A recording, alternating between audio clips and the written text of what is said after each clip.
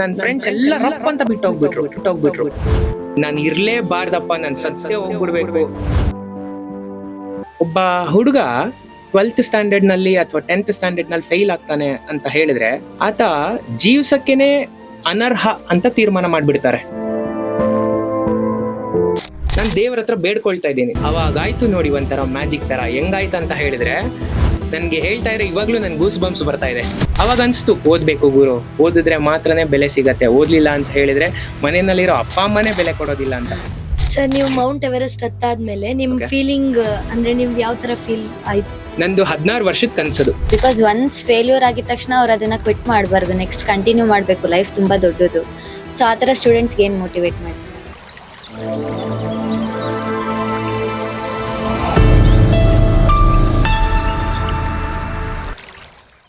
ನಮಸ್ಕಾರ ಪ್ರೀತಿಯ ವೀಕ್ಷಕರೇ, ಇಂದಿನ ನಮ್ಮ ಅತಿಥಿಯಾಗಿರುವಂತಹ ರೋಹಿತ್ ಸರಸ್ವತಿ ಸರ್ ಅವರು ಅದ್ಭುತ ಕಥೆಗಾರರು, ಉತ್ಸಾಹಭರಿತ ಪ್ರವಾಸಿಗರು ಮತ್ತು ಮಕ್ಕಳಿಗೆ ದೊಡ್ಡ ಕನಸು ಕಾಣಲು ಪ್ರೇರಣೆ ನೀಡುತ್ತಾರೆ. ನಿಮ್ಮ ಜೀವನದ ಅನುಭವಗಳು, ನಿಮ್ಮ ಪ್ರವಾಸ ಕಥೆಗಳು ಮತ್ತು ನಿಮ್ಮ ಇನ್ಸ್ಪಿರೇಷನ್ ವರ್ಡ್ಸ್ನ ಕೇಳೋದಕ್ಕೆ ನಾವು ತುಂಬಾ ಉತ್ಸಾಹದಿಂದ ಕಾಯ್ತಾ ಇದ್ದೀವಿ. ರೋಹಿತ್ ಸರಸ್ವತಿ ಸರ್, ಕಿಡ್ಸ್ ಕಲರವ ಕಾರ್ಯಕ್ರಮಕ್ಕೆ ತುಂಬು ಹೃದಯದ ಸ್ವಾಗತ. ಧನ್ಯವಾದ. ನಿಮ್ ಬಗ್ಗೆ ಸ್ವಲ್ಪ ತಿಳ್ಕೊಬೋದಾ ಸರ್? ನನ್ನ ಹೆಸರು ರೋಹಿತ್ ಸರಸ್ವತಿ. ನಾನು ಹುಟ್ಟಿದ್ದು ಬೆಳೆದಿದ್ದು ಎಲ್ಲ ಬ್ಯಾಂಗ್ಳೂರ್ನಲ್ಲೇನೆ. ಓದಿದ್ದೆಲ್ಲ RV school, RV high school, RV PU college, RV engineering, RV MTech. So ನಾನು RV product. Okay, right. So engineering ಆಗಿದ ನಂತರ ನಾನು 5 ವರ್ಷ ಕಾರ್ಪೊರೇಟ್ ಕಂಪನಿನಲ್ಲಿ ಕೆಲಸ ಮಾಡಿದೆ, ABB ಮತ್ತೆ ನೆಸ್ಲೆ ಅಂತ ಕಂಪನಿನಲ್ಲಿ. ಅದಾಗಿದ ನಂತರ ಜಾಬ್ನ ಕ್ವಿಟ್ ಮಾಡಿ ನನ್ನ ಡ್ರೀಮ್ಸ್ ಅಂದ್ರೆ ಚೈಲ್ಡ್ಹುಡ್ ನಲ್ಲಿ ಏನ್ ಅನ್ಸಿತ್ತು ಅದ್ರ ಬಗ್ಗೆ ವರ್ಕ್ ಮಾಡ್ಲಿಕ್ಕಂತ ಸ್ಟಾರ್ಟ್ ಮಾಡಿದ್ದು. ಇವತ್ತಿನ ದಿನ ಈ ಜಾಗ ಕರ್ಕೊಂಡ್ಬಂದು ಕುಣಿಸಿದೆ. ಸರ್, ನೀವು ಚೇಸ್ ಯುವರ್ ಡ್ರೀಮ್ ಅಂತ ಮೂವ್ಮೆಂಟ್ ನ ಸ್ಟಾರ್ಟ್ ಮಾಡ್ಬೇಕು ಅಂದ್ರೆ ಏನ್ ಇನ್ಸ್ಪಿರೇಷನ್? ನಾನು ಅದನ್ನ ಸ್ಟಾರ್ಟ್ ಮಾಡಿ 2018 ನಲ್ಲಿ. ಸೊ 2017 ಅಲ್ಲಿ ನಾನು ಎವರೆಸ್ಟ್ ಹೋಗಿ ಬಂದೆ. ಎವರೆಸ್ಟ್ ಹೋದಾಗ ನನಗೆ ಗೊತ್ತಾಗಿದ್ದು ಏನಂತ ಅಂದ್ರೆ, ಇವಾಗ ನಿಮ್ಗೊಂದು ಸೂಪರ್ ಪವರ್ ಇದೆ ಅಂತ ತಿಳ್ಕೊಳ್ಳಿ. ನಿಮ್ಗೆ ಗೊತ್ತಾಗ್ಬಿಡತ್ತೆ ಸೂಪರ್ ಪವರ್ ಇದೆ ಅಂತ ಹೇಳ್ಬಿಟ್ಟು ಅಂತ. ನೀವು ಅದನ್ನ ಯೂಸ್ ಮಾಡ್ದಿರಾ ನೀವು ಕುತ್ಕೊಳ್ತೀರಾ? ಇಂಪಾಸಿಬಲ್, ಆಗೋದೇ ಇಲ್ಲ ಅಲ್ವಾ? ಅದೇ ತರ ನನ್ಗೆ ಮದರ್ ಮೌಂಟೇನ್ ನನ್ಗೆ ಆ ಪವರ್ ಇದೆ ಅಂತ ನನ್ಗೆ ರಿಯಲೈಸ್ ಮಾಡಿಸಿದ ನಂತರ ನಾನು ಅದನ್ನ ಇಟ್ಕೊಂಡು ಸುಮ್ಮನೆ ಕುತ್ಕೊಳ್ಬೇಕಂತ ಅನ್ಸ್ಲಿಲ್ಲ. ಸೊ ಏನ್ ಮಾಡ್ಬೇಕಂತ ನಾನು ಥಿಂಕ್ ಮಾಡ್ತಾ ಇರ್ಬೇಕಂದ್ರೆ 1 ಕಂಪ್ಲೀಟ್ ಇಯರ್ ಆಯ್ತು. ಅಂದ್ರೆ ನನ್ನ ಮನಸ್ಸಿಗೆ ತುಂಬಾ ಇಷ್ಟ ಆಗಿರುವಂತ ಕೆಲಸ ಇದು. ಇದನ್ನ ನಾನು ಮಾಡ್ಲೇಬೇಕಂತ ಹೇಳಿ ಸ್ಟಾರ್ಟ್ ಮಾಡಿದ್ದು. ಸೊ ಅದು ಅಲ್ಲಿಂದ ಜನರೇಟ್ ಆಗಿದೆ, ಅಂದ್ರೆ ಎವರೆಸ್ಟ್ ಇಂದ ಜನರೇಟ್ ಆಗಿದೆ ಐಡಿಯಾ. ಸರ್, ನೀವ್ ಹೇಳಿದ್ರಿ RV ಅಲ್ಲಿ ಇಂಜಿನಿಯರಿಂಗ್ ಕಂಪ್ಲೀಟ್ ಮಾಡಿ ಆಮೇಲೆ ಜಾಬ್ ನ ಕ್ವಿಟ್ ಮಾಡಿ ಆಮೇಲೆ ನಿಮ್ ಡ್ರೀಮ್ಸ್ ನ ಚೇಸ್ ಮಾಡಕ್ ಸ್ಟಾರ್ಟ್ ಮಾಡಿದ್ರಿ ಅಂತ. ಯೂಶಲಿ ಚಿಕ್ಕ ವಯಸ್ಸಿಂದ ಡ್ರೀಮ್ಸ್ ಅಂತ ಇರುತ್ತೆ, ಬಟ್ ಅದನ್ನ ಕೆಲವೊಬ್ರು ಫುಲ್ಫಿಲ್ ಮಾಡಕ್ ಆಗ್ತಿರಲ್ಲ, ಏನೋ ಒಂದ್ ರೀಸನ್ಸ್ ಇಂದ ಸ್ಟಕ್ ಆನ್ ಆಗಿರ್ತಾರೆ. ಸೊ ಆತರ ಅವ್ರಿಗೆ ನೀವೇನ್ ಹೇಳಕ್ ಇಷ್ಟಪಡ್ತೀರಾ? ಅದೇ ಸೇಮ್ ಸಿಚುವೇಶನ್ ಅಲ್ಲೇನೆ ನಾನ್ ಸಹ ಇದ್ದಿದ್ದು. ನನ್ಗೆ ಬಂದಿದ್ ಕನ್ಸು, ನಾನು 6ನೇ ಕ್ಲಾಸ್ ನಲ್ಲಿ ಓದ್ತಿರ್ಬೇಕಂತ ಹೇಳಿದ್ರೆ, ಅಂದ್ರೆ ಅದು 2001. ಅದು ಅಬ್ದುಲ್ ಕಲಾಂನವರು ಅವರು ಗ್ರಾಜುಯೇಟ್ ಆಗಿದ ನಂತರ ಅವ್ರಿಗೆ ಇಂಡಿಯನ್ ಏರ್ ಫೋರ್ಸ್ ನಲ್ಲಿ ಪೈಲಟ್ ಆಗ್ಬೇಕಂತ ಆಸೆ ಇರತ್ತೆ. ಸೊ ಅವರು ಅದಕ್ಕೋಸ್ಕರ ಕೆಲಸ ಮಾಡ್ತಾರೆ. ಬಟ್ ಆ ಮೂಮೆಂಟ್ ನಲ್ಲಿ ಅವ್ರು ಪೈಲಟ್ ಆಗಕ್ ಆಗೋದಿಲ್ಲ. ಫಸ್ಟ್ ಪ್ರೆಸಿಡೆಂಟ್ ಆಗ್ತಾರೆ, ಅದಾಗಿದ ನಂತರ ಪೈಲಟ್ ಆಗ್ತಾರೆ. Right. So it's not an easy job. ತಾಕತ್ತಿದ್ರೆ ಮಾತ್ರ ಕನ್ಸು ಕಾಣ್ಬೇಕು, ಅಂದ್ರೆ ಅದಕ್ಕೋಸ್ಕರ ಕೆಲಸ ಮಾಡ್ಬೇಕು, ಇಲ್ಲ ಅಂದ್ರೆ ಬಿಡ್ಬೇಕು. ಸರ್, ಎಲ್ರಿಗೂ ರೋಲ್ ಮಾಡೆಲ್ ಅಥವಾ ಇನ್ಸ್ಪಿರೇಷನ್ ಆತರ ಎಲ್ಲ ಇರ್ತಾರೆ. ಸೊ ನಿಮ್ ಲೈಫ್ ಅಲ್ಲಿ ನಿಮ್ಗೆ ಯಾರು ಬಿಗ್ಗೆಸ್ಟ್ ಇನ್ಸ್ಪಿರೇಷನ್? ನನ್ನ ಹೆಸರು ನಿಮ್ಗೆ ಗೊತ್ತಿದೆಯಲ್ಲ, ಏನಂತ ಹೇಳಿ? ರೋಹಿತ್ ಸರಸ್ವತಿ. ಸರಸ್ವತಿ ಅನ್ನೋ ಪದ ಇದೆ ಅಲ್ಲ, ಅದು ನನ್ನ ತಾಯಿಯ ಹೆಸರು. ಸೊ ಅವರೇ ನನ್ಗೆ ಬಿಗ್ಗೆಸ್ಟ್ ಇನ್ಸ್ಪಿರೇಷನ್ ತರ. Wow, great. ಎಷ್ಟೋ ಜನ ಬೇರೆಯವ್ರನ್ನ ರೋಲ್ ಮಾಡೆಲ್ ಆಗಿ ಇಟ್ಕೊಂಡು ಅವ್ರನ್ನ ಇನ್ಸ್ಪಿರೇಷನ್ ಮಾಡ್ತಾರೆ. ಅದೇ ರೀತಿ ನಿಮ್ ಲೈಫ್ ಅಲ್ಲಿ ನಿಮ್ ತಾಯಿ ಇನ್ಸ್ಪಿರೇಷನ್ ಅಂತ ಕೇಳಿ ತುಂಬಾ ಖುಷಿ ಆಯ್ತು. ಸರ್, ನಿಮ್ಗೆ ಚೈಲ್ಡ್ಹುಡ್ ಇಂದ ಯೂಶಲಿ ಕೆಲವೊಬ್ಬರಿಗೆ ಡಿಫ್ರೆಂಟ್ ಆಕ್ಟಿವಿಟೀಸ್ ಅಲ್ಲಿ ಪಾರ್ಟಿಸಿಪೇಟ್ ಮಾಡ್ಬೇಕು ಹ್ಯಾಬಿಟ್ಸ್ ಅಂತ ಇರುತ್ತೆ. ನಿಮಗೆ ಜಾಸ್ತಿ ನೀವ್ ಯಾವ್ದ್ರಲ್ಲಿ ಜಾಸ್ತಿ ಇಂಟ್ರೆಸ್ಟ್ ತೋರಿಸ್ತಿದ್ರಿ? ನಮ್ಮ ಇಡೀ ಸ್ಕೂಲ್ ನಲ್ಲೇನೆ, ನಾನು ಪ್ರೈಮರಿ ಸ್ಕೂಲ್ ಓದಿದ್ದು ಬಂದು NBN ಅಂತ, ಅದು ವಿವರ್ಸ್ ಕಾಲೋನಿ ಗೊಟ್ಟಿಗೆರೆ ಹತ್ರ ಬನರ್ಘಟ್ಟ ಇದೆ. ಇಡೀ ಸ್ಕೂಲ್ಗೆ ನೋಟೆಡ್ ಕಿಡ್ ನಾನು. ಅಂದ್ರೆ ಯಾವ ತರ ಅಂದ್ರೆ, ಸ್ಪೋರ್ಟ್ಸ್ ನಲ್ಲಿ number 1, running race, potato race, lemon race, carrom board, chess, high jump, long jump, javelin throw, disc throw ಮತ್ತೆ ಶಾರ್ಟ್ ಪುಟ್ ಥ್ರೋ, ಇದೆಲ್ಲದ್ರಲ್ಲೂ ಪ್ರೈಸಸ್ ಬಂದು ಇಷ್ಟಿರ್ತಾ ಇತ್ತು. ತುಂಬಾ ಅಂದ್ರೆ ತುಂಬಾ. ಅದಷ್ಟೇ ಅಲ್ಲ, ಆ ಸ್ಕೂಲ್ ಸ್ಟಾರ್ಟ್ ಆಗಿ ಇವತ್ತಿನ ದಿನಕ್ಕೆ ಆಲ್ಮೋಸ್ಟ್ 35 ಇಯರ್ಸ್ ಹಂಗಾಗಿದೆ. ಈ 35 ಇಯರ್ಸ್ ನಲ್ಲಿ ನನ್ನಷ್ಟು ಒದೆ ತಿಂದಿರೋ ಹುಡುಗ ಒಬ್ಬ ಇಲ್ಲ. ಓ, ಅಷ್ಟು ತೀಟೆ ಮಾಡ್ತಿದ್ರ. ತುಂಬಾ ಅಂದ್ರೆ ತುಂಬಾ ತರ್ಲೆ. ರೋಹಿತ್ ಅಂದ್ರೆ ಯಾರು ಅಂತ ಹೇಳಿದ್ರೆ ಅತ್ಯಂತ ಓದಿ ತಿನ್ನೋ ಹುಡುಗ ಅಂತ ಹೇಳಿ. ನೋಟಿಸ್ಡ್ ಗಿಟ್. ನೋಟಿಸ್ ಕಿಟ್, ಕರೆಕ್ಟ್. ಮೌಂಟ್ ಎವರೆಸ್ಟ್ ಹತ್ಬೇಕಾದ್ರೆ ನಿಮಗೆ ಬಚೇಂದ್ರಿ ಪಾಲ್ ಅವ್ರು ಯಾರು ಮೀನ್ಸ್ ಅವ್ರು ನೆನಪಾಗ್ತಿದ್ರಾ? ನೀವೆಲ್ಲ ಬಚೇಂದ್ರಿ ಪಾಲ್ ಬಗ್ಗೆ ಟೆಕ್ಸ್ಟ್ ಬುಕ್ ನಲ್ಲಿ ಓದಿದ್ದೀರಾ, ಬಟ್ ನಾವ್ ಓದಿದಂತ ಟೆಕ್ಸ್ಟ್ ಬುಕ್ ನಲ್ಲಿ, ನಮ್ಮ ಟೆಕ್ಸ್ಟ್ ಬುಕ್ ನಲ್ಲಿ ಅವ್ರ ಬಗ್ಗೆ ಒಂದು ಚಾಪ್ಟರ್ ಸಹ ಇರ್ಲಿಲ್ಲ. ಅದರಿಂದ ನಾನು ಅಲ್ಲಿಗೆ ಹೋಗಿ ಬಂದಿದ್ದಾದ್ಮೇಲಿಂದಾನೇ ನನ್ಗೆ ಅವ್ರ ಬಗ್ಗೆ ಗೊತ್ತಾಗಿದ್ದು.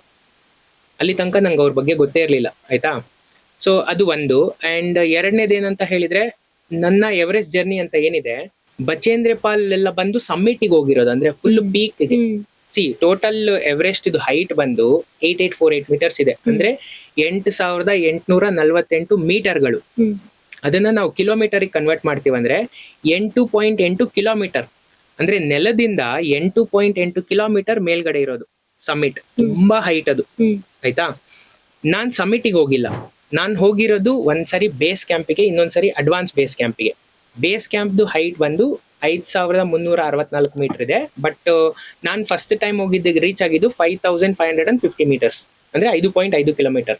ನಾನು ನೆಕ್ಸ್ಟ್ ಟೈಮ್ ಹೋಗಿದಾಗ 6.6 ಕಿಲೋಮೀಟರ್ಸ್ ಹೋಗಿದೆ, ಅಂದ್ರೆ ಅಡ್ವಾನ್ಸ್ ಬೇಸ್ ಕ್ಯಾಂಪ್ ಅಂತ ಕರೀತಾರೆ.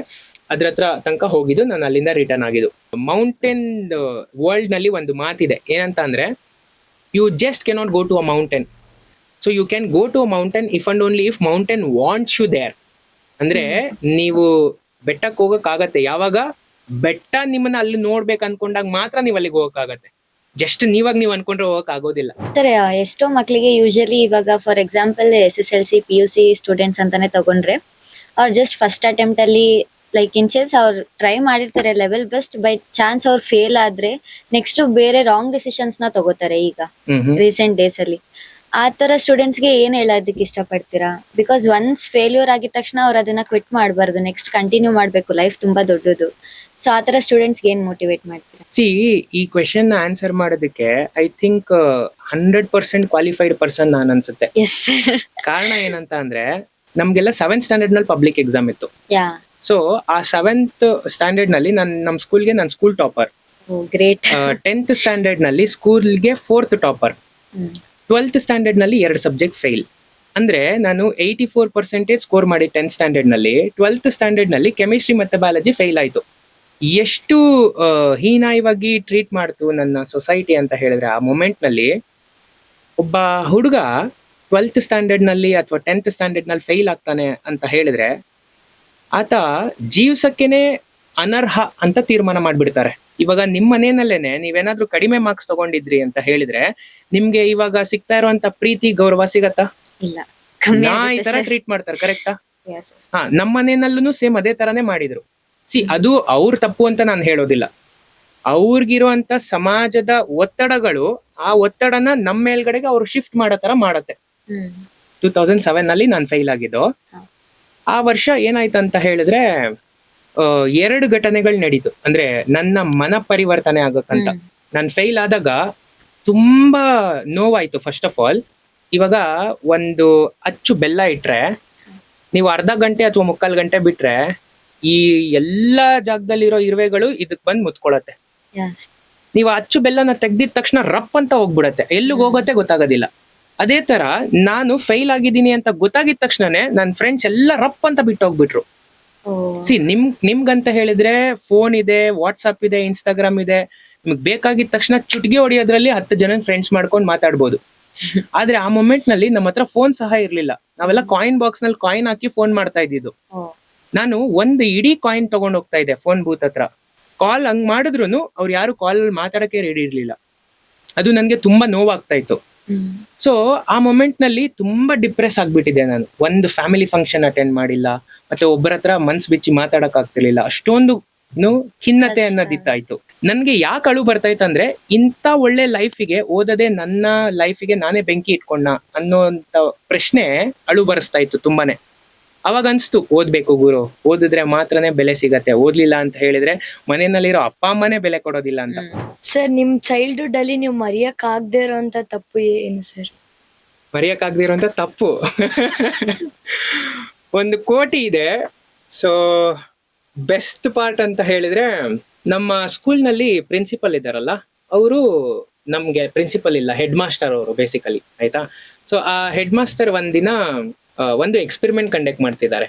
ಅದೇನಂತ ಅಂದ್ರೆ ಬೇಸಿಕಲಿ ಅದು ವಾಲ್ಕೆನೋ ಅಂದ್ರೆ ಜ್ವಾಲಾಮುಖಿ ಹೆಂಗ್ ವರ್ಕ್ ಆಗತ್ತೆ ಅಂತ ಎಕ್ಸ್ಪೆರಿಮೆಂಟ್ ಮುಖಾಂತರ ಡೆಮಾನ್ಸ್ಟ್ರೇಷನ್ ಮಾಡುವಂತ ಎಕ್ಸ್ಪೆರಿಮೆಂಟ್ ಅದು, ಆಯ್ತಾ.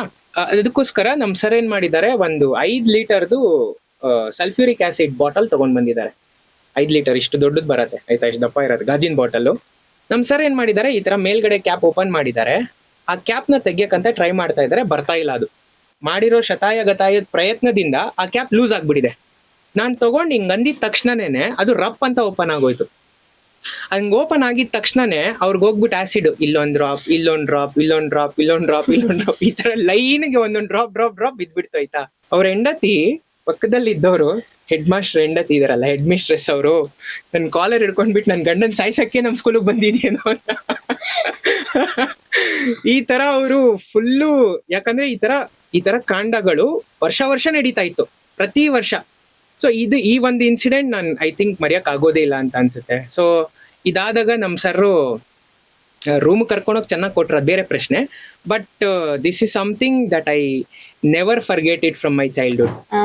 ಸರ್, ಈಗ ಯೂಶಲಿ ಈ ಡೇಸ್ ಅಲ್ಲಿ ತುಂಬಾ ಮಕ್ಕಳು ಡಿಸ್ಟ್ರಾಕ್ಟ್ ಆಗ್ತಿರ್ತಾರೆ ಬೇರೆ ಬೇರೆ ರೀಸನ್ಸ್ ಇಂದ. ಸೊ ಸ್ಟಡೀಸ್ ಮೇಲೆ ಫೋಕಸ್ ಮಾಡಕ್ ಆಗ್ತಿರಲ್ಲ. ಓಕೆ. ಸೊ ಆತರ ಮಕ್ಕಳಿಗೆ ನೀವೇನ್ ಮೋಟಿವೇಶನ್ ಕೊಡೋದಕ್ಕೆ ಇಷ್ಟಪಡ್ತೀರಾ? ನಾವೆಲ್ಲ ಇದ್ದಿದ್ದು ತುಂಬಾ ಒಳ್ಳೆ ಸುವರ್ಣ ಕಾಲ ಅಂತ ಹೇಳ್ಬೋದು. ಯಾಕಂತ ಹೇಳಿದ್ರೆ ನಾವು ಚೈಲ್ಡ್ಹುಡ್ ಅಲ್ಲಿ ಇರ್ಬೇಕಂತ ಹೇಳಿದ್ರೆ ನಮ್ಮ ಕೈನಲ್ಲಿ ಒಂದು ಪೀಡಾಯುಧ ಅನ್ನೋದು ಇರ್ಲಿಲ್ಲ. ಪೀಡಾಯುಧ ಅಂತ ಹೇಳಿದ್ರೆ ನಿಮ್ ಕೈನಲ್ಲೆಲ್ಲ ಇರತ್ತಲ್ಲ, ಮೊಬೈಲ್ ಫೋನ್. ಅದು ನಾನ್ ಯಾಕೆ ಅದನ್ನ ಪೀಡಾಯುಧ ಅಂತ ಕರಿತೀನಿ ಅಂದ್ರೆ, ಅದು ನಮ್ ಕೈನಲ್ಲಿದ್ರೆ ಅದು ಆಯುಧ, ಅದ್ರ ಕೈನಲ್ಲಿ ನಾವಿದ್ರೆ ಅದು ಪೀಡೆ.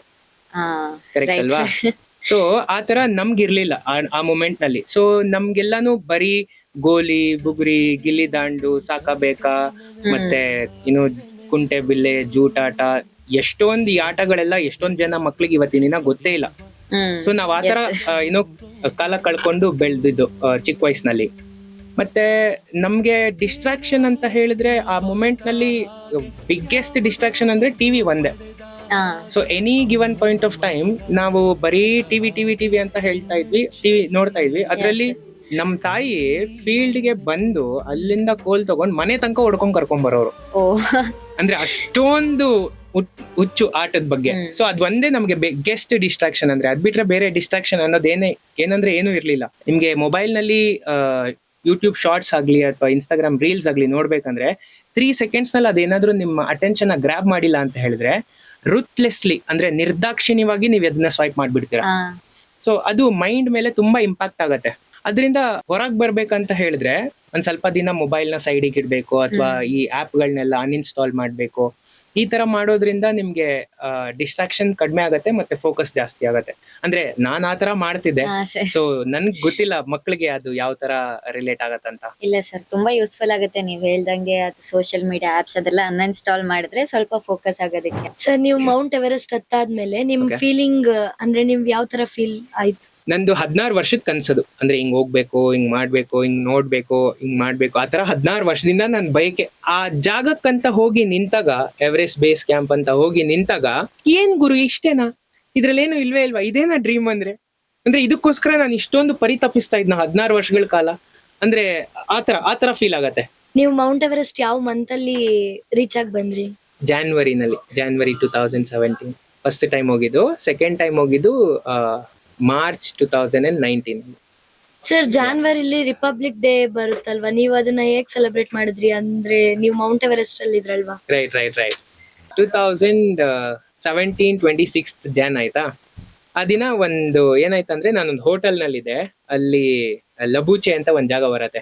60-70 ಜನ ಎಲ್ಲ ಫಾರಿನರ್ಸ್ ಇದಾರೆ ಹೋಟೆಲ್ ನಲ್ಲಿ. ಎಲ್ಲ ಅವ್ರವ್ರ ಟೇಬಲ್ ನಲ್ಲಿ ಅವ್ರವ್ರು ಕುತ್ಕೊಂಡು 3-4 ಜನ 5-6 ಜನ ಈ ತರ ಗ್ರೂಪ್ ಆಗಿ ಕುತ್ಕೊಂಡು ಎಲ್ಲ ಮಾತಾಡ್ಕೊಂತಾ ಇದಾರೆ.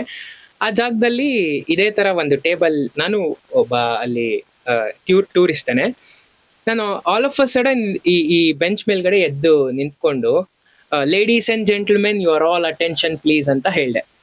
ಎಲ್ಲರೂ ನನ್ನ ಕಡೆಗೆ ನೋಡ್ಲಿಕ್ಕಂತ ಸ್ಟಾರ್ಟ್ ಮಾಡಿದ್ರು. ನಾನು ಇಂಡಿಯಾದಿಂದ ಬಂದಿದ್ದೀನಿ, ನನ್ನ ಹೆಸರು ರೋಹಿತ್ ಸರಸ್ವತಿ ಅಂತ. ನಮ್ಮ ದೇಶದ್ದು ಇವತ್ತು ಗಣರಾಜ್ಯೋತ್ಸವ ಇದೆ. ಅನ್ಫಾರ್ಚುನೇಟ್ಲಿ ನಾನು ನಮ್ಮ ದೇಶದಲ್ಲಿಲ್ಲ, ಈ ದೇಶದಲ್ಲಿ ನಿಮ್ ಜೊತೆನಲ್ಲಿದ್ದೀನಿ, ನಿಮ್ ಜೊತೆನಲ್ಲಿ ಸೆಲೆಬ್ರೇಟ್ ಮಾಡ್ಬೇಕಂತ ತಿಳ್ಕೊಳ್ತಾ ಇದ್ದೀನಿ ಅಂತ. ಅದಕ್ಕೆ ಎಲ್ಲ ನೋಡ್ತಾನೆ ಇದ್ದಾರೆ. ಸೊ ಅದಕ್ಕೆ ನಾನು ಅವ್ರಿಗೆ ಹೇಳ್ದೆ, ನಾನು ನಮ್ಮ ಕಂಟ್ರಿದು ನ್ಯಾಷನಲ್ ಆಂಥಮ್ನ ಪ್ಲೇ ಮಾಡ್ಬೇಕಂತ ಇದೆ ಅಂತ. ಸೊ ಎಲ್ಲರೂ ನಿಂತ್ಕೊಳ್ಬೋದಾ ಅಂತ ಕೇಳ್ದಕ್ಕೆ ಎಲ್ಲರೂ ನಿಂತ್ಕೊಂಡ್ರು. ಸೊ ಅದಾಗಿದ ನಂತರ ನ್ಯಾಷನಲ್ ಆಂಥಮ್ ಪ್ಲೇ ಮಾಡಿ ಅದಾಗಿದ ನಂತರ ನಾನು ಈ ತರ ಸಲ್ಯೂಟ್ ಮಾಡಿದೆ. ನನ್ನ ಆಶ್ಚರ್ಯಕ್ಕೆ ಎಲ್ಲ ಪ್ರತಿಯೊಬ್ರು ರಿಟರ್ನ್ ಸಲ್ಯೂಟ್ ಮಾಡಿದ್ರು. ಅಂದ್ರೆ ಅವರು ನನಗೆ ಸಲ್ಯೂಟ್ ಮಾಡ್ತಿದ್ರು ಅಂತಲ್ಲ, ಅಂದ್ರೆ ಅವರು they are showing respect to our country, ಅಂದ್ರೆ ನಮ್ಮ ದೇಶದ್ದು ನ್ಯಾಷನಲ್ ಆಂಥಮ್ಗೋಸ್ಕರ ರೆಸ್ಪೆಕ್ಟ್ ಮಾಡೋದಕ್ಕೋಸ್ಕರ ಆತರ ಮಾಡಿದ್ರು. ಸೊ ಆತರ ನಾವು ಸೆಲೆಬ್ರೇಟ್ ಮಾಡಿದ್ವಿ. ಸರ್, ನೀವು ಮೌಂಟ್ ಎವರೆಸ್ಟ್ ಹತ್ತಬೇಕಾದ್ರೆ ನಿಮ್ಗೆ ಫನ್ನಿಯೆಸ್ಟ್ ಮೂಮೆಂಟ್ ಅಂದ್ರೆ ಯಾವ್ದು? ಎವರೆಸ್ಟ್ ಜರ್ನಿನಲ್ಲಿ ಫನ್ನಿಯೆಸ್ಟ್ ಇಲ್ಲ, CYD ಜರ್ನಿನಲ್ಲಿ ತುಂಬಾ ಫನ್ನಿಯೆಸ್ಟ್ ಇದೆ. ಏನಾಯ್ತಂದ್ರೆ ಹೇಳ್ಬೋದಾ ಅದ್ರ ಬಗ್ಗೆ? ಹೇಳಿ sir. 21 ದಿನಗಳಲ್ಲಿ 10,160 ಕಿಲೋಮೀಟರ್ ಬೈಕ್ ನ ಡ್ರೈವ್ ಮಾಡಿದ್ದು. ಅದರಲ್ಲಿ ನಾನು ಡ್ರೈವ್ ಮಾಡಿದ್ ಬರೀ 19 ದಿನ ಮಾತ್ರ, ಬಟ್ ಟೋಟಲ್ ಜರ್ನಿಗೆ ನಾನು ಟೈಮ್ ತಗೊಂಡಿದ್ದು 21 ದಿನ. ಕನ್ಯಾಕುಮಾರಿಯಿಂದ ಕಾಶ್ಮೀರ್ ತನಕ, ಸೂರತ್ ಇಂದ ಸಿಲ್ಚಾರ್ ತನಕ ನಾನು ಟ್ರಾವೆಲ್ ಮಾಡಿದ್ದು ಆ ಜರ್ನಿನಲ್ಲಿ. ಆಲ್ಮೋಸ್ಟ್ ನಾನು ಪುಣೆ ಹತ್ರ ಬರ್ತಾ ಇದ್ದೆ ವಾಪಸ್ಸು. ಆ ದಿನ ಬರ್ಬೇಕಂತ ಹೇಳಿದ್ರೆ ನಂದು ಟೈರ್ ಪಂಚರ್ ಆಯ್ತು. ರಾತ್ರಿ ಒಂದು 7:30 ಟೈಮಿಗೆ ಪಂಚರ್ ಆಗಿತ್ತು. ಪಂಚರ್ ನಾನೇ ಫಿಟ್ ಮಾಡ್ತಾ ಇದ್ದೀನಿ, ಪಂಚರ್ ಆಗ್ತಾ ಇದ್ದೀನಿ ನನ್ನ ಟೈರ್ಗೆ. ಒಂದು 3 ಜನ ಬಂದ್ರು ಗಾಡಿನಲ್ಲಿ, ಸ್ಪ್ಲೆಂಡರ್ ಗಾಡಿನಲ್ಲಿ ಬಂದು ನಿಲ್ಸ್ಬಿಟ್ಟು ಗಾಡಿ ನೋಡ್ಬಿಟ್ಟು, ಏನಿದು KA05 ಅಂತ ಇದೆ, ಇದು ಕೇರಳ ಗಾಡಿನಾ ಅಂತ ಕೇಳಿದ್ರು. ನಾನು ಇಲ್ಲ ಅಣ್ಣ, ಇದು ಬ್ಯಾಂಗ್ಳೂರ್ ಗಾಡಿ, ಕರ್ನಾಟಕ, KA ಅಂದ್ರೆ ಕರ್ನಾಟಕ ಅಂತ ಹೇಳ್ದೆ. ಏನ್ ಮಾಡ್ತಾ ಇದ್ದೀರಾ, ಬೋರ್ಡ್ ಎಲ್ಲ ಹಾಕಿದೀರಾ ಬೈಕ್ ಮೇಲ್ಗಡೆ ಅಂತ ಕೇಳಿದ್ರು. ನಾನು ಕಂಟ್ರಿ ಪೂರ್ತಿ ಬೈಕ್ ನಲ್ಲಿ ಟ್ರಾವೆಲ್ ಮಾಡ್ತಾ ಇದ್ದೀನಿ 10,000 ಕಿಲೋಮೀಟರ್ಸ್ ಅಂತ ಹೇಳ್ದೆ. ಅದನ್ನ ಕೇಳಿ ಅವ್ರಿಗೆ ಶಾಕ್ ಆಯ್ತು. ಯಪ್ಪ ಏನಪ್ಪ ಈ ತರ ಎಲ್ಲ ಮಾಡ್ತಾರ ಅಂತ ಹೇಳಿ. ಇವತ್ತು ಬೆಳಗ್ಗೆ ಎಲ್ಲಿಂದ ಹೊರಟೆ ಅಂತ ಕೇಳಿದ್ರು. ಅಮರಾವತಿಯಿಂದ ಹೊರಟಿದ್ದು ಅಂತ ಹೇಳ್ದೆ. ಸೊ ನಾನು ಹೊರಟಿದ್ದ ಜಾಗದಿಂದ ನಾನು ಗಾಡಿ ನಿಲ್ಸಿದ ಜಾಗಕ್ಕೆ 675 ಕಿಲೋಮೀಟರ್ ಇದೆ. ಆಯ್ತಾ, ಮಾಡ್ತೀನಿ ತಡಿ ಮಗನೇ ಅಂತ ಹೇಳ್ಬಿಟ್ಟು ಅವ್ನ್ಗೇನಂತ ಹೇಳ್ದೆ, ನೋಡಿ ನಾನು ಪ್ರತಿದಿನ ನಾನು ಈ ತರ ಮಾಡ್ತಾ ಇರೋದನ್ನ ಫೋಟೋ ತಗೊಳ್ತೀನಿ. ಅಂದ್ರೆ ಬೆಳಗಿನ ಜಾವ 5 ಗಂಟೆಗೆ ನಾನು ಬೈಕ್ ನ ಓಡಿಸೋದಕ್ಕೆ ರೈಡ್ ಸ್ಟಾರ್ಟ್ ಮಾಡೋದಕ್ಕಿಂತ ಮುಂಚೆ ಅದರಲ್ಲಿ ರೀಡಿಂಗ್ ಇರತ್ತಲ್ವಾ, ಬೈಕ್ ನಲ್ಲಿ ರೀಡಿಂಗ್ ಇರತ್ತಲ್ವಾ, ಅದ್ರದ್ದು ಫೋಟೋ ತಗೊಳ್ತಾ ಇದೆ, ಎವ್ರಿ ಡೇ ತಗೊಳ್ತಾ ಇದೆ. ಅದನ್ನ ನಾನು ತೋರಿಸ್ದೆ, ನೋಡಿ ಇವತ್ತು ಬೆಳಗ್ಗೆ ಇದು ಫೋಟೋ ಕ್ಲಿಕ್ ಮಾಡಿರೋದು, ಈ ಫೋಟೋ ನೋಡಿ, ಟೈಮ್ ನೋಡಿ ಅದರಲ್ಲಿ, ಯಾಕಂದ್ರೆ ಬೈಕ್ ನಲ್ಲಿ ಟೈಮ್ ಸಹ ತೋರಿಸ್ತಿತ್ತು. ಇಲ್ಲಿ ಬೈಕ್ ನಲ್ಲಿ ಇವಾಗ ರೀಡಿಂಗ್ ನೋಡಿ, ಟೈಮ್ ನೋಡಿ ಅಂತ ಹೇಳ್ಬಿಟ್ಟು ಅಂತ ತೋರಿಸ್ದೆ. ಅದನ್ನ ನೋಡಿ ಅದ್ರಲ್ಲಿ ಒಬ್ಬನಿಗೆ ಎಷ್ಟು ಶಾಕ್ ಆಯ್ತು ಅಂತ ಹೇಳಿದ್ರೆ, ಅವನು ನಿನ್ನ ಹತ್ರ ಇರೋ ಬಾಟಲ್ ಕೊಡು ಅಂತ ಕೇಳ್ದ ಅವ್ನ ಪಕ್ಕದಲ್ಲಿರೋನ್ಗೆ. ಅವನು ಬಾಟಲ್ನ ತಗೊಂಡ್ಬಿಟ್ಟು ಓಪನ್ ಮಾಡಿ ಗಟ ಗಟ ಗಟ ಕುಡಿದು ಬಿಟ್ಟ. ಅದು ಬೇಸಿಕಲಿ ಆಲ್ಕೋಹಾಲ್. ಅದು ಅವನ ಫ್ರೆಂಡ್ ಕೇಳ್ದ, ಏನಂತ ಹೇಳಿದ್ರೆ, ಏನೋ ನೀನ್ ಮನೆಗೆ ಹೋಗ್ಬಿಟ್ಟು ಇದನ್ನ ಕುಡಿತೀನಿ ಅಂತ ಹೇಳ್ದೆ, ಇಲ್ಲೇ ಕುಡಿತಾ ಇದೀಯಾ ಅಂತ ಕೇಳ್ದ. ಅದಕ್ಕೆ ಅವನೇನಂತ ಹೇಳ್ತಾನೆ, ಈ ಹುಡುಗ ಹೇಳ್ತಾ ಇರೋ ವಿಚಾರಗಳನ್ನೆಲ್ಲ ಕೇಳಿದ್ರೆ ನಾನು ಕುಡ್ದಿರೋದೆಲ್ಲ ಇಳ್ದೋಗ್ಬಿಡ್ತು, ಇವಾಗ ಅದಕ್ಕೋಸ್ಕರ ನಾನು ಮತ್ತೆ ಕುಡಿಬೇಕಾಯ್ತು ಅಂತ. ಸೊ ಆತರ ಅವನು ಆತರ ಮಾಡಿದ್ದು. So that was one of the funniest incident, ಅಂದ್ರೆ ಈ ಜರ್ನಿನಲ್ಲಿ ನಾನು ಎನ್ಕೌಂಟರ್ ಮಾಡಿದ್ದು. January 1ನೇ ತಾರೀಕು ಅಂದ್ರೆ December 31st ನೈಟ್, January 1ನೇ ತಾರೀಕು 2008ನೇ ಇಸ್ವಿ, ಆ ದಿನ ಮಂಗಳವಾರ, ಕ್ಯಾಲೆಂಡರ್ ತೆಗೆದು ನೋಡಿ ಬೇಕಂದ್ರೆ ಆ ದಿನ ನನ್ನ ಕಂಪ್ಲೀಟ್ ಲೈಫ್ ಟರ್ನ್ ಓವರ್ ಆಗಿದ್ದಂತ ದಿನ. ನಾನು ಕುತ್ಕೊಂಡು ಹಿಂಗೆ ಆಕಾಶ ನೋಡ್ತಾ ಇರ್ಬೇಕಂತ ಹೇಳಿದ್ರೆ ನಾನು ದೇವ್ರ ಹತ್ರ ಬೇಡ್ಕೊಳ್ತಾ ಇದ್ದೀನಿ, ದೇವ್ರೆ ನನ್ನ ಮನಸ್ಸಿನ ಪರಿಸ್ಥಿತಿ ತುಂಬಾ ವೀಕ್ ಆಗಿದೆ, ನಾನು ಇವಾಗಿನ ತನಕ ಯಾವ ತರ ಸೋಂಬೇರಿತನ ಬಿದ್ದು ಓದದೆ ಕಾಲಹರಣ ಮಾಡ್ತಾ ಇದ್ದೀನಿ, ಆ ತರ ಮಾಡದೇ ಇರೋ ತರ ನನ್ನ ಮನಸ್ಸು ಗಟ್ಟಿಯಾಗಿ ಮಾಡೋ ತರ ನನ್ಗೆ ದಯವಿಟ್ಟು ಸಪೋರ್ಟ್ ಮಾಡು ಅಂತ ನಾನು ಸುಮ್ನೆ ಆಕಾಶ ನೋಡ್ಕೊಂಡು ಕೇಳ್ಕೊಳ್ತಾ ಇರೋದು. ಇದಾಗಿ ಮನೆಗ್ ಬಂದಿದ ತಕ್ಷಣನೇ ನಮ್ಮ ತಾಯಿಗೆ ಹೇಳಿದ್ ನಾನು, ಅಮ್ಮ ನನ್ಗೆ ಓದ್ಬೇಕಂತ ಆಗ್ತಾ ಇದೆ, ಸ್ವಲ್ಪ ಸಾಧ್ಯ ಆದ್ರೆ ಸಪೋರ್ಟ್ ಮಾಡಿ, ಇಲ್ಲಾಂದ್ರೆ ಸೈಲೆಂಟ್ ಆಗಿರಿ, ದಯವಿಟ್ಟು ಬೈಯಕ್ ಹೋಗ್ಬೇಡಿ, ಯಾಕಂದ್ರೆ ನೀವು ಬೈತೀರಾ ಅಂದ್ರೆ ನನ್ಗೆ ಇನ್ನೂ ಜಾಸ್ತಿ ನೋವಾಗತ್ತೆ, ನೋವಾದಾಗ ನಾವು ಕೆಲಸ ಮಾಡಕ್ ಆಗೋದಿಲ್ಲ, ಫೋಕಸ್ ಮಾಡಕ್ ಆಗೋದಿಲ್ಲ, ದಯವಿಟ್ಟು ಹೆಲ್ಪ್ ಮಾಡಿ ಅಂತ ನಾನು ಅವ್ರ ಹತ್ರ ಬೇಡ್ಕೊಂಡೆ. ನಮ್ಮ ತಾಯಿ ಆಯ್ತು ಕಂದ ಅಂತ ಹೇಳಿದ್ರು. ನಾನು ಅವತ್ತಿಂದ Jan, Feb, March 3 ತಿಂಗಳು ಒಂದು ದಿನದಲ್ಲಿ ಆಲ್ಮೋಸ್ಟ್ 2 to 3 ಅವರ್ ಅಷ್ಟೇ ನಿದ್ದೆ ಮಾಡ್ತಿದ್ದೀನಿ ನಾನು. ಸೊ ಅದಕ್ಕೋಸ್ಕರ ನಾನು first PU second PU 2 syllabus ನ ಓದ್ಬೇಕಾಗಿತ್ತು ಅಂತ ಹೇಳಿ, ಅಂದ್ರೆ ಸ್ವಂತವಾಗಿ ಎಲ್ಲೂ ಯಾರ ಹತ್ರನು ಹೇಳಿಸ್ಕೊಳ್ಳೋದಿಲ್ಲ. ಸೊ ಆತರ ಓದ್ಬೇಕಂತ ಹೇಳಿ ಹಲ್ ಕಚ್ಕೊಂಡು ಕುತ್ಕೊಂಡೆ. ಅವಾಗಾಯ್ತು ನೋಡಿ ಒಂಥರ ಮ್ಯಾಜಿಕ್ ತರ. ಹೆಂಗಾಯ್ತು ಅಂತ ಹೇಳಿದ್ರೆ, ನನ್ಗೆ ಹೇಳ್ತಾ ಇದ್ರೆ ಇವಾಗ್ಲೂ ನನ್ ಗೂಸ್ ಬಂಪ್ಸ್ ಬರ್ತಾ ಇದೆ ರಿಯಲ್ ಆಗಿ. ಯಾಕಂದ್ರೆ ಅದೊಂಥರ ಮಿರಾಕ್ಲಸ್ ಮೂಮೆಂಟ್. ಒಳ್ಳೆ PUC ನಲ್ಲಿ ಮತ್ತೆ ಒಳ್ಳೆ ರಿಸಲ್ಟ್ಸ್ ಬಂತು, ಮತ್ತೆ CET ನಲ್ಲಿ ಒಳ್ಳೆ ರ್ಯಾಂಕ್ ಬಂತು, ಮತ್ತೆ RV ನಲ್ಲೇನೆ ಸೀಟ್ ಕೂಡ ಸಿಕ್ತು. So that's how I turned around my failure into one of the biggest success. Sir, ಇವಾಗ ನಿಮ್ಗೆ ಸೂಪರ್ ಪವರ್ ಏನಾದ್ರೂ ಇದ್ದಿದ್ರೆ ಅದೇನ್ ಪವರ್ ನಿಮಗ್ ಬೇಕಾಗಿತ್ತು? ಇವಾಗ ನಮ್ಮ ಎದುರುಗಡೆ ಯಾರಾದ್ರೂ ಒಬ್ರು ವ್ಯಕ್ತಿ ಇದಾರಂತ ಹೇಳಿದ್ರೆ, ಅವರ ಮನಸ್ಸಿನಲ್ಲಿ ಏನ್ ಆಗ್ತಾ ಇದೆ ಅಂತ ತಿಳ್ಕೊಳ್ಬೇಕಂತ. ಅಂದ್ರೆ ಮೈಂಡ್ ರೀಡಿಂಗ್ ಅಂತ ಕರೀತಾರೆ. ಅದು ಅವ್ರು ಬಾಯ್ ಬಿಟ್ಟು ಹೇಳದೇನೆ ನಮ್ಗೆ ಅದನ್ನ ತಿಳ್ಕೊಳ್ಬೇಕಂತ, ರೈಟ್? ಸೊ ಅದು ಒಂಥರ ಸೂಪರ್ ಪವರ್. ಅದು ಎಲ್ಲರಿಗೂ ಬರುವಂತದ್ದಲ್ಲ. ಅದು ಇದ್ರೆ ಚೆನ್ನಾಗಿರತ್ತೆ ಅಂತ ಅನ್ಸುತ್ತೆ. ಸರ್ ನೀವು Yeah. ಮೌಂಟ್ ಎವರೆಸ್ಟ್ ಹತ್ಬೇಕಾದ್ರೆ ನಿಮಗ್ ಭಯ ಆಗ್ಲಿಲ್ವಾ? ಅಂದ್ರೆ ನನ್ ಕೈಲಿ ಇನ್ನ ಆಗಲ್ಲ, ನಾನು ವಾಪಸ್ ಇಳ್ದೋಗ್ಬಿಡ್ತೀನಿ ಅಂತೇನು ಅನ್ಸಿಲ್ಲ? ಅಯ್ಯೋ, ಸಿಕ್ಕಾಪಟ್ಟೆ ಭಯ ಆಯ್ತು. ಭಯ ಆಗ್ಲಿಲ್ವಾನ? ಅದು ಎಂಟೈರ್ ಜರ್ನಿ ಪೂರ್ತಿ ಆಗಿದ್ದೆಲ್ಲ ಬರೀ ಭಯನೇ. ಅಂದ್ರೆ ಹೆಜ್ಜೆಜ್ಜೆಗೂನು ಒಂಥರ ವಿಸ್ಮಯಗಳೇನೆ ನಡೀತಾ ಇರತ್ತೆ. ಯಾವ ತರ ಅಂದ್ರೆ ಏನಾಗ್ಬಿಡತ್ತೆ, ಮುಂದಕ್ಕೆ ಏನಾಗ್ಬಿಡತ್ತೆ. ಯಾಕಂದ್ರೆ ನಾವು ಹೋಗ್ತಾ ಹೋಗ್ತಾ ಆಲ್ಟಿಟ್ಯೂಡ್ ಜಾಸ್ತಿ ಆಗತ್ತೆ, ಮತ್ತೆ ಟೆಂಪರೇಚರ್ ತುಂಬಾ ಕಡಿಮೆ ಆಗತ್ತೆ. ಮುಂದಕ್ಕೆ ಏನಾಗತ್ತೆ ಆತರ ಭಯ ತುಂಬಾ ಕಾಡ್ತಾನೆ ಇರತ್ತೆ. ಹೆಜ್ಜೆಜ್ಜೆಗೂ ಭಯ ಕಾಡ್ತಾ ಇರತ್ತೆ. ಸರ್ ಇವಾಗ ಮತ್ತೆ ನೀವು ಯಾವ್ದಾದ್ರು ಮೌಂಟೇನ್ ಹತ್ತೀನಿ ಈ ವರ್ಲ್ಡ್ ಅಲ್ಲಿ ಅಂತಂದ್ರೆ ಅದ್ ಯಾವ ಮೌಂಟೇನ್ ಅಲ್ಲಿ? ಅನ್ನಪೂರ್ಣ ಹೋಗ್ಬೇಕಂತ ಇದೆ. ಮತ್ತೆ K2 ಅಂತ ಒಂದು ಮೌಂಟೇನ್ ಇದೆ. ಈ 2 ಜಾಗಕ್ಕೆ ಹೋಗ್ಬೇಕಂತ ತುಂಬಾ ಆಸೆ ಇದೆ. ಅದು ಗೊತ್ತಿಲ್ಲ ಯಾವಾಗ ಆಗತ್ತಂತ. ಇನ್ನೊಂದು ಮೌಂಟೇನಿಯರಿಂಗ್ ಅಂತ ಏನಂತ ಹೇಳ್ತಾರೆ, ಅದು ಒಂದು ತುಂಬಾ ಎಕ್ಸ್ಪೆನ್ಸಿವ್ ಸ್ಪೋರ್ಟ್. ಅಂದ್ರೆ ತುಂಬಾ ದುಡ್ಡು ಖರ್ಚಾಗತ್ತೆ, ಸಿಕ್ಕಾಬಟ್ಟೆ ಲಕ್ಷಾಂತರ ರೂಪಾಯಿ ದುಡ್ಡು ಖರ್ಚಾಗತ್ತೆ. ಸೊ ಅದ್ ಯಾವಾಗ ಆಗತ್ತಂತ ಗೊತ್ತಿಲ್ಲ. ಮೇ ಬಿ ಬಕೆಟ್ ಲಿಸ್ಟ್ ನಲ್ಲಿ ಇದೆ ನನ್ಗೆ ಈ ತರ. ಯಾ ಸರ್ ನೀವು ಮೌಂಟ್ ಎವರೆಸ್ಟ್ ಹತ್ಬೇಕು ಅಂತ ಹೋದಾಗ ನಿಮ್ ಅಂದ್ರೆ ಅದಕ್ಕೆ ಪರ್ಮಿಷನ್ ಬೇಕಾ ಅಥವಾ ಯಾರ್ ಬೇಕಾದ್ರೂ ಹತ್ಬೋದು? ನಿಮ್ಗೆ ಬೇಸ್ ಕ್ಯಾಂಪ್ ಹೋಗ್ಬೇಕಂತ ಹೇಳಿದ್ರೆ ಯಾರ್ ಬೇಕಂದ್ರೂ ಹೋಗ್ಬೋದು. ನಿಮ್ಮ ಹತ್ರ ಆಲ್ಮೋಸ್ಟ್ 1.5 ಇಂದ 2 ಲಕ್ಷ ರೂಪಾಯಿ ದುಡ್ಡು ಇರತ್ತೆ, ಮತ್ತೆ ನೀವು ಫಿಟ್ ಅಂಡ್ ಫೈನ್ ಆಗಿರ್ತೀರಾ ಅಂತ ಹೇಳಿದ್ರೆ ನೀವು ಹೋಗ್ಬೋದು, ಏನು ತೊಂದ್ರೆ ಇಲ್ಲ. ಬಟ್ ನೀವು ಸಮ್ಮಿಟಿಗೆ ಹೋಗ್ತೀರಾ ಅಂತ ಹೇಳಿದ್ರೆ ನಿಮ್ಗೆ ತುಂಬಾ ಅಂದ್ರೆ ಪರ್ಮಿಷನ್ಗಳು ಬೇಕು, ಮತ್ತೆ ಪರ್ಮಿಟ್ ಅಂತ ತಗೊಳ್ಬೇಕು. ಅದಕ್ಕೆಲ್ಲ ನೀವು ಫುಲ್ ಬಾಡಿ ಚೆಕ್ಅಪ್, ಅಂದ್ರೆ ನಿಮ್ ಫಿಸಿಕಲಿ ಫಿಟ್ ಆಗಿದ್ದೀರಾ ಅಂತೆಲ್ಲ ಚೆಕ್ ಮಾಡಿ ಡಾಕ್ಟರ್ ಸರ್ಟಿಫಿಕೇಟ್ ತಗೊಂಡು ಅದಾಗಿದ ನಂತರನೇ ನಿಮ್ಗೆ ಹೋಗ್ಲಿಕ್ಕಾಗತ್ತೆ. ಸರ್ ನೀವು ಅವಾಗ್ಲೇ ಹೇಳಿದ್ರಿ ನನ್ಗೆ ಫ್ರೆಂಡ್ಸ್ ಎಲ್ಲ ನಾನ್ ಫೇಲ್ ಆಗಿದ್ದೀನಿ ಅಂತ ಕೇಳಿದಕ್ಕೆ ನನ್ನ ಬಿಟ್ಟೋಗ್ಬಿಟ್ರು ಅಂತ. ಮತ್ತೆ ನೀವು ಸಕ್ಸಸ್ ಆದ್ಮೇಲೆ ಅವ್ರು ಮತ್ತೆ ಬಂದ್ರ? ಡೆಫಿನೆಟ್ ಆಗಿ. ಆಬ್ವಿಯಸ್ಲಿ ಅಲ್ವಾ, ನಾನು ಆಗ್ಲೇ ಈ ಬೆಲ್ಲದಚ್ಚು ಇರುವೆ ಅಂತ ಹೇಳ್ನಲ್ಲ, ನೀವು ಬೆಲ್ಲದಚ್ಚಿಟ್ರೆ ಪಕ್ಕ ಮತ್ತೆ ಬಂದೇ ಬರ್ತಾರಲ್ವಾ? ಮತ್ತೆ ಬಂದೇ ಬರ್ತಾರೆ. ಇವತ್ತಿನ ದಿನಕ್ಕೂ ಎಷ್ಟೊಂದ್ ಜನ ಫ್ರೆಂಡ್ಸ್ ಇದ್ದಾರೆ ಮತ್ತೆ. ಸರ್ ನಮ್ಗೆಲ್ಲರಿಗೂ ಗೊತ್ತಿರೋ ತರ ನೀವು ಎಲ್ಲ ಸ್ಟೂಡೆಂಟ್ಸ್ಗೆ ಬೇರೆ ಬೇರೆ ಕಡೆ ಎಲ್ಲ ಹೋಗಿ ಸ್ಟೂಡೆಂಟ್ಸ್ಗೆ ಮೋಟಿವೇಟ್ ಮಾಡ್ತೀರಾ. Right. ಅಂಡ್ ನೀವು ಅಷ್ಟು ದೊಡ್ಡ ಬೆಟ್ಟ ಮೌಂಟ್ ಎವರೆಸ್ಟ್ ಅದನ್ನ ಕ್ಲೈಮ್ ಮಾಡಿದೀರಾ. ಸೊ ಎಷ್ಟೋ ಜನಕ್ಕೆ ನೀವು ಇನ್ಸ್ಪಿರೇಷನ್. ಕರೆಕ್ಟ್. ಸೊ ಕೆಲವೊಬ್ಬರಿಗೆ ಎಲ್ಲಾ ಸಕ್ಸಸ್ಫುಲ್ ಪರ್ಸನ್ ಹಿಂದೆ ಲೈಕ್ ಒಂದ್ ಯಾವ್ದಾದ್ರು ಒಂದು ಟ್ರಾಜಿಡಿ ಸ್ಟೋರಿ ಇರುತ್ತೆ. So correct. ಯಾವ್ದಾದ್ರು ಒಂದ್ ಇನ್ಸಿಡೆಂಟ್ ಅಲ್ಲಿ ಇಲ್ಲ ನನ್ಗೆ ಅದು ಬೇಡ, ಮಾಡೋದೇ ಬೇಡ, ಫುಲ್ ಎಷ್ಟೇ ಅವ್ರು ಸ್ಟಕ್ ಆನ್ ಆಗಿ ಅದ್ರ ಡ್ರೀಮ್ಸ್ ಕಡೆ ಫಾರ್ವರ್ಡ್ ಆಗ್ತಿದ್ರು, ಈ ಸೊಸೈಟಿ ಆಗಿರ್ಬೋದು ನೀವ್ ಹೇಳಿರೋ ತರ. ಸೊ ಬೇರೆ ಕಡೆಯಿಂದ ಅವ್ರಿಗೆಲ್ಲೋ ಡೌನ್ ಆಗ್ತಾ ಹೋಗ್ತಿರ್ತಾರೆ. ಸೊ ಆತರ ಸಿಚುವೇಶನ್ ಅಲ್ಲಿ ಹೇಗ್ ಔಟ್ಕಮ್ ಮಾಡ್ಬೋದು? ಏನಂತ ಅಂದ್ರೆ ನನ್ ಪ್ರಕಾರ ಅವರು ಆ ಮೊಮೆಂಟ್ ನ ಟರ್ನ್ ಅರೌಂಡ್ ಮಾಡ್ಬೇಕಂತ ಹೇಳಿದ್ರೆ ಬೇಸಿಕಲಿ ಅವ್ರಿಗೆ ಆ ಟರ್ನಿಂಗ್ ಪಾಯಿಂಟ್ ಅನ್ನೋಷ್ಟು ನೋವು ಆಗಿಲ್ಲ ಅಂತ ಅರ್ಥ. ಯಾವಾಗ ತುಂಬಾ ನೋವಾಗತ್ತೆ, ಆ ನೋವೇನೆ ಮನ್ಸೊಳಗಡೆ ಕಿಚ್ಚು ಅನ್ನೋದು ಹುಟ್ಸತ್ತೆ. ಆ ಕಿಚ್ಚು ಅನ್ನೋದು ಹುಟ್ಬೇಕಂದ್ರೆ ಆ ಲೆವೆಲಿಗೆ ನೋವು ಆಗ್ಬೇಕು, ಆ ಲೆವೆಲಿಗೆ ಅವಮಾನ ಆಗ್ಬೇಕು. ಅಂದ್ರೆ ನಾನು ಇರ್ಲೇಬಾರ್ದಪ್ಪ, ನಾನು ಸತ್ತೇ ಹೋಗ್ಬಿಡ್ಬೇಕು ಅನ್ನೋ ಲೆವೆಲಿಗೆ ಅವಮಾನ ಅನ್ನೋದು ಯಾವಾಗ ಆಗತ್ತೆ ಅಂದ್ರೆ ಲೋವೆಸ್ಟ್ ಪಾಯಿಂಟ್ ಆಫ್ ಲೈಫ್. ಓಡೋ ಕುದುರೆಗೆ ಹಿಂಗ್ ಕಟ್ಟಿರ್ತಾರಲ್ಲ, ನಾನ್ ಅಂದ್ರೆ ಸ್ಟ್ರೇಟ್ ಆಗಿ ಮಾತ್ರ ಓಡ್ಬೇಕು, ಆ ಕಡೆ ಈ ಕಡೆ ನೋಡ್ಬಾರ್ದಂತ. ಆ ಕಡೆ ಈ ಕಡೆ ನೋಡ್ದಿರಾ ನಾನು ಇದನ್ನೇ ಮಾಡ್ತೀನಿ ಅಂತ ಒಂದ್ ಸರಿಗೆ ನಿಂತ್ಕೊಂಡ್ರೆ ಆಟೋಮೆಟಿಕ್ ಆಗಿ ಮ್ಯಾಜಿಕ್ ಆಗುತ್ತೆ. ಪ್ರತಿಯೊಬ್ರು ಇದನ್ನೇ ಮಾಡೋದು. ನಾನು ಒಬ್ನೇ ಮಾಡ್ತೀನಿ ಅಂತಲ್ಲ. ನೀವು ಆಲ್ಮೋಸ್ಟ್ 160-70 ಇಯರ್ಸ್ ಮುಂಚೆ ಸ್ವಾಮಿ ವಿವೇಕಾನಂದನ್ ಅವರು ನಮ್ಮ ಭಾರತ ದೇಶನೆಲ್ಲ ನಡೆದಾಡ್ದಂತ ವ್ಯಕ್ತಿ, ಆಯ್ತಾ? ಅಂದ್ರೆ ಅವರು ತೀರ್ಕೊಂಡೆ ಇಷ್ಟು ವರ್ಷಗಳಾಗಿದ್ರು ನಾವ್ ಇವತ್ತಿಗೂ ಅವ್ರ ಬಗ್ಗೆ ಯಾಕೆ ಮಾತಾಡ್ತೀವಂದ್ರೆ ಅವರು ಹೇಳಿರುವಂತ ವಿಚಾರಗಳು ಮತ್ತೆ ಅವರು ನಡೆದಿರುವಂತ ದಾರಿ ನಮ್ಗೆ ವಾವ್ ಅನ್ಸುತ್ತೆ. ಕರೆಕ್ಟಾ? ಅವ್ರು ಇದನ್ನೇ ಹೇಳ್ತಾರೆ, ಒಂದೇ ಒಂದು ಕೆಲಸ ಇಟ್ಕೊಳ್ಳಿ, eat with it, sleep with it, walk with it, breathe it through every single cell of your body ಅಂತ. ಅಂದ್ರೆ ದೇಹದಲ್ಲಿರೋ ಶತಕೋಟಿ ಜೀವಕೋಶಗಳನ್ನಲ್ಲೂ ಅದೊಂದೇ ಥಾಟೇ ಇರ್ಬೇಕು.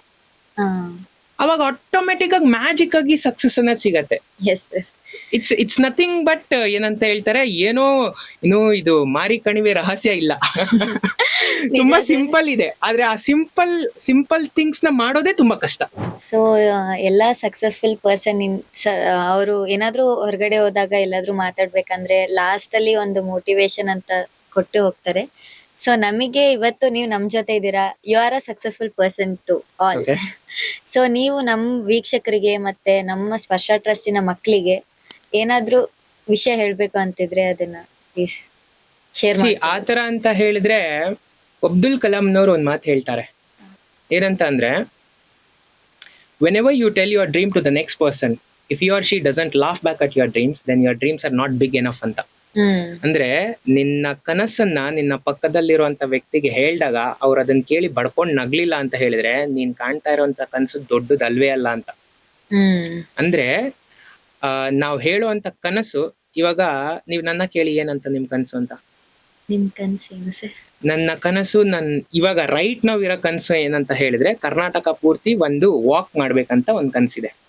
ಕರ್ನಾಟಕ ಪೂರ್ತಿ? ಕರ್ನಾಟಕ ಪೂರ್ತಿ ವಾಕ್ ಮಾಡ್ಬೇಕಂತಿದೆ. ನಿಮ್ಗೆ ಅದನ್ನ ಕೇಳಿದ್ರೆ ಏನಂತ ಅನ್ಸುತ್ತೆ? Shocking sir. ಶಾಕ್ ಅಂತ ಅನ್ಸುತ್ತೆ, ಕರೆಕ್ಟಾ? ಅಂದ್ರೆ ಇದೆಂತ ಹುಚ್ಚಪ್ಪ ಅಂತ ಅನ್ಸುತ್ತೆ. ಅಲ್ಲ ಸರ್, ಅದು ನೀವ್ ಹೇಳಿದ್ ನೋಡಿದ್ರೆ ಇಂಪಾಸಿಬಲ್ ಅನ್ನೋ ಒಂದ್ ಥಾಟ್ ಬಂದ್ಬಿಡ್ತಿದೆ, ಅಷ್ಟು ಕಷ್ಟ ಆತರ. ಈ ತರ ಇಂಪಾಸಿಬಲ್ ಅಂತ ಥಾಟ್ ಬರತ್ತೆ, ಇದೆಲ್ಲ ಆಗುತ್ತಾ, ಹಿಂಗೆಲ್ಲ ಮಾಡ್ತಾರ ಅಂತ ಅನ್ಸುತ್ತೆ, ಕರೆಕ್ಟಾ? ಕೇಳಿಸ್ಕೊಂಡವ್ರು ಬರೀ ಹಂಗೆ ಹೇಳೋದಿಲ್ಲ, ಸೊ ಯಾರ್ ಗುರು ಇವ್ನು ಏನೇನೋ ಹುಚ್ಚಿನ ತರ ಹೇಳ್ತಾ ಇದ್ದಾನೆ, ಈ ತರಾನು ಹೇಳ್ತಾರೆ, ಕರೆಕ್ಟಾ? ಸರಿ. ಅಂತವ್ರಿಗೆ ನಾವೇನಂತ ಹೇಳ್ಬೇಕು ಗೊತ್ತಾ? Just sit back and watch me doing it. Side ಅಲ್ಲಿ ಕುತ್ಕೊಂಡು ನೋಡ್ತಾ ಇರ್ ಗುರು, ನಾನ್ ಮಾಡ್ತಾ ಇರ್ತೀನಿ ಅಂತ ಹೇಳ್ಬೇಕು. ಸೊ ಇದನ್ನ ಮಕ್ಳಿಗೆ ನಾವು ತಿಳಿಸ್ಕೊಡ್ಬೇಕು. ಅಂದ್ರೆ ಅದು ಕಿಡ್ಸ್ ಕಲರ್ ಅವ ಯೂಟ್ಯೂಬ್ ಚಾನಲ್ ಮುಖಾಂತರನಾದ್ರೂ ಆಗಿರ್ಬೋದು, ಅಥವಾ ಸ್ಪರ್ಶ ಟ್ರಸ್ಟ್ ನಲ್ಲಿರೋ ಮಕ್ಳಾದ್ರೂ ಆಗಿರ್ಬೋದು, ಅಥವಾ ನಮ್ಮ ಕರ್ನಾಟಕದಲ್ಲಿರೋ ಎಲ್ಲಾ ಮಕ್ಳಿಗಾದ್ರೂ ಆಗಿರ್ಬೋದು. ಅವ್ರಿಗೆ ಯಾರಿಗೆ ಏನೇ ನಿಮ್ಮ ಕನಸನ್ನ ನೀವು ಹೇಳ್ತೀರಾ ಅಂದ್ರೂ ಅವರು ಆಡ್ಕೊಳ್ತಾರೆ, ಅದ್ರ ಬಗ್ಗೆ ಗೇಲಿ ಮಾಡ್ತಾರೆ, ಅಥವಾ ಇದಾಗತ್ತಾ ಇಲ್ವಾ ಅಂತ ಕ್ವೆಶನ್ ಮಾಡ್ತಾರೆ ಅಂತ ಹೇಳಿದ್ರೆ ಸೈಲೆಂಟ್ ಆಗಿ ಸೈಡಲ್ಲಿ ಕುತ್ಕೊಳ್ಳಿ, ಸೀನ್ ನೋಡಿ, ಒಳ್ಳೆ ಪಿಕ್ಚರ್ ತೋರಿಸ್ತೀನಿ ಅಂತ ಹೇಳ್ಬೇಕು. ಸೈಲೆಂಟ್ ಆಗಿ ತಲೆ ಬಗ್ಗಿಸ್ಕೊಂಡು ಕೆಲಸ ಮಾಡ್ಬೇಕು, ಅಷ್ಟೇ. Correct sir. ಇದೊಂಥರ ತುಂಬಾ ಜಾಸ್ತಿ ಮೋಟಿವೇಶನ್ ಅಂತ ಅನ್ಸುತ್ತೆ ನಮಗೆ. ನಾವು ಆಲ್ಮೋಸ್ಟ್ ತುಂಬಾ ವಿಡಿಯೋಸ್ ನಿಮ್ದೆಲ್ಲ ನೋಡಿದೀವಿ, ಸೊ ಅದ್ರಲ್ಲೆಲ್ಲಾನು ಒಂದೊಂದು ನಾವು ಅದ್ರಲ್ಲಿ ತಿಳ್ಕೊಂಡಿರ್ತೀವಿ. ಬಟ್ ಇವತ್ ನೀವ್ ಹೇಳ್ದಂತದ್ದು ತುಂಬಾ ಇಂಪಾರ್ಟೆಂಟ್ ಅಂಡ್ ತುಂಬಾ ಹಾರ್ಟಿಗೆ ಟಚ್ ಆಗಿರೋಂತ words. So thank you so much sir. ಇಷ್ಟೊತ್ತು ನಮ್ ಜೊತೆ ಟೈಮ್ ಕುತ್ಕೊಂಡು ಇಷ್ಟೆಲ್ಲ ಶೇರ್ ಮಾಡಿದ್ದಕ್ಕೆ thank you so much. Thank you.